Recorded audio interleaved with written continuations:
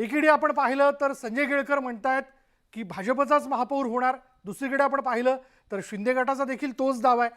अशावेळी जो प्रश्न मी राजेश कोचरेकरांना विचारला तोच मी तुला विचारतो की इथे देखील मैत्रीपूर्ण लढत, ज्याला खरं तर सामान्यांच्या भाषेत दोस्तीत कुस्ती होणार का? खरं तर ठाणे जिल्ह्यामध्ये दोस्तीत कुस्ती म्हणण्यापेक्षा इथं नेहमीच भाजप आणि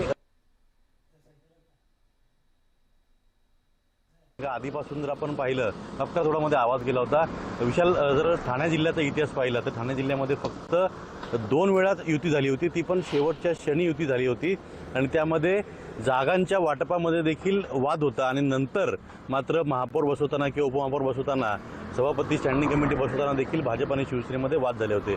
आता तर गणेश नाईक असतील किंवा संजय केळकर असतील, निरंजन डावकरे असतील, हे सर्वच जण उघड शिवसेनेविरोधामध्ये वक्तव्य करतायत।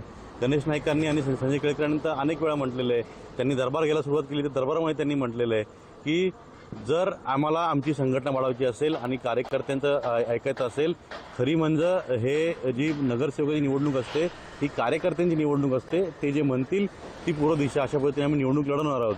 म्हणजे एकीकडे त्यांना जे पाहिजे, त्यांना जे ठाणे जिल्ह्यामध्ये चित्र पाहिजे ते सगळं कार्यकर्त्यांच्या नावावर खपून घ्यायचं, अशा पद्धतीनं सगळं सुरू आहे।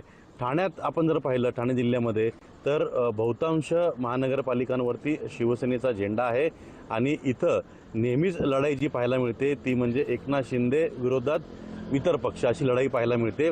यावेळी देखील चित्र काही वेगळं नाहीये। भाजप, शिवसेना, राष्ट्रवादी काँग्रेस पक्ष, अजित पवार गट हे जरी सत्तेमध्ये असले तरी निवडणूक लढवताना मात्र हे सगळे वेगळे निवडणूक लढवतील आणि शेवटी गणित जुळवून सत्तेमध्ये येतील। जर आपण मगाशी आपण जर पाहिलं असेल की पुण्यामध्ये किंवा पिंपरी चिंचवडमध्ये एक वेगळी युती आघाडी होताना पाहायला मिळते, म्हणजे जे 2 पक्ष वेगळे झाले ते 2 पक्ष आता निवडणुकांमध्ये एकत्र येतील अशी परिस्थिती आहे। राष्ट्रवादी काँग्रेस पक्ष, अजित पवार गट आणि शरद पवार गट।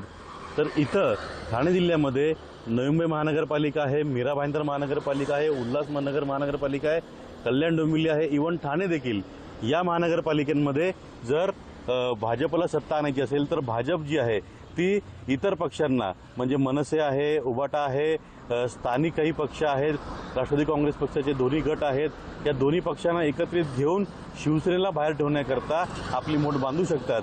पण ही चर्चा आता वरवर आहे। या सगळ्याच्यामध्ये इतिहास जर पाहिला, हे जरी वेगळे लढले तरी शेवटच्या क्षणी मात्र दोघांपैकी कोणाचा एकाचाच महापौर बसवतात आणि जे आता जसं आघाडीमध्ये बिघाडी झालेली आहे, या आघाडीची बिघाडी तशीच कायम राहते आणि मग नेते स्थानिक जे आहेत, नेते स्थानिक आमदार